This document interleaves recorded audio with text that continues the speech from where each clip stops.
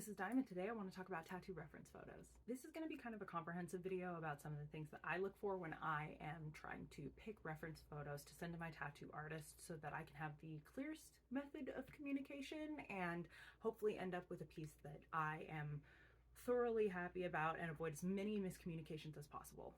Granted, in any interpersonal interaction that you have with other people, there are going to be probably some miscommunications. There's probably going to be some concepts that you think you have up here and that you've locked down to be able to explain to other people, but what you envision for yourself and what another person envisions for yourself, even with like a lot of like detailed information, is still has the potential to get misconstrued. One of the ways that I work to avoid that is just by making sure that my references are very, very clear, are very, very concise. And I have had in the past different tattoo artists say to me that they really appreciated the way that I go about choosing and sending my reference photos for them because they were able to understand exactly what I meant very clearly. Probably the first thing that I want to do is break down my references and what I look for and how I categorize them. And there's like 4 or 5 main categories. The categories that I section up my reference photos into are elements, color palette, placement, and tattoo flow. First section is elements, and what I mean by elements is sort of the content, what is actually within the tattoo. I break those up: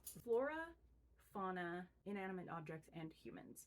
The reason that I break it up this way is because a lot of the times you will be able to find different artists that specialize in one or maybe a couple of those things. Sometimes it can be difficult to find an artist who can do all of those things really well. You can find examples for exactly what you want for each of those elements. So if I have a tattoo, for example, that includes an inanimate object, we'll say scissors, and florals, like some sort of floral border or something like that, I'm going to send reference pictures separately for each of those things. I will send reference photos of the actual inanimate object as well as reference photos of what I want the flowers to look like. The next section is color palette. It's what colors do you want the tattoo to look like overall. Sometimes that looks like me sending a photo of a tattoo that might not have anything to do with the tattoo that I'm wanting, but it has the exact color palette that I'm looking for. And I will note that in my reference when I send it.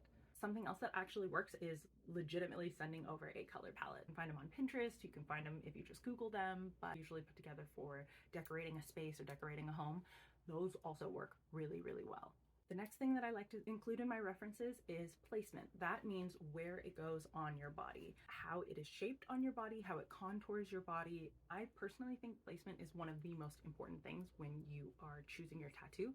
I think putting a lot of thought into your placement is really important, and therefore I think communicating the placement clearly to your tattooist is also very important to end up with the overall look that you want for your tattoo. The last thing that I make sure to send when I am collecting my references for my tattoo is what I have labeled as tattoo flow. There might be like a more proper term for this, but I don't know one. So what I mean by tattoo flow is the flow of the piece itself, like within the tattoo. So not necessarily how it goes onto your body, but how all of the elements flow together within the tattoo. And I like to find examples of that. One example that I can give for that is if I want to have a tattoo of an animal, for example, I'm going to find my favorite positions that the animal's body can be in. That's not necessarily where it goes on my body. I don't want it to be confused with placement, but the actual position of the animal within the tattoo.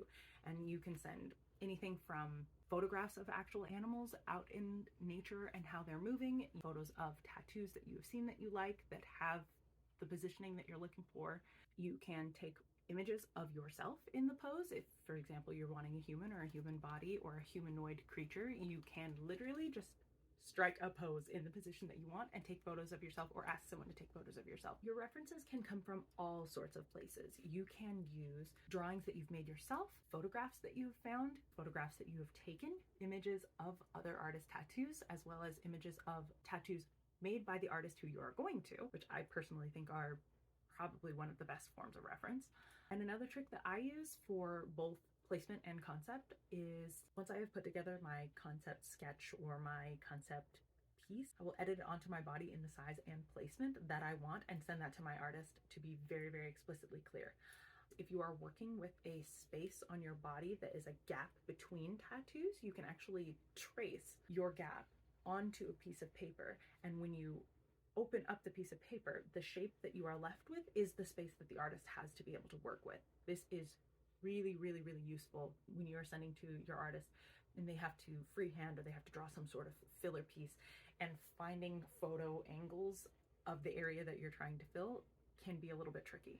Lastly, I want to give you guys some tips and tricks that I use when I'm choosing my references that I think are really important and really have helped me when conceptualizing my tattoo with my artist. Use the artist's work. So if there is an element of your tattoo that you're wanting that you've seen your artist do before that you really enjoyed, include photos of your artist's own work, because there's nothing that they're going to be able to replicate more concisely and more exact than the work that they have already previously done.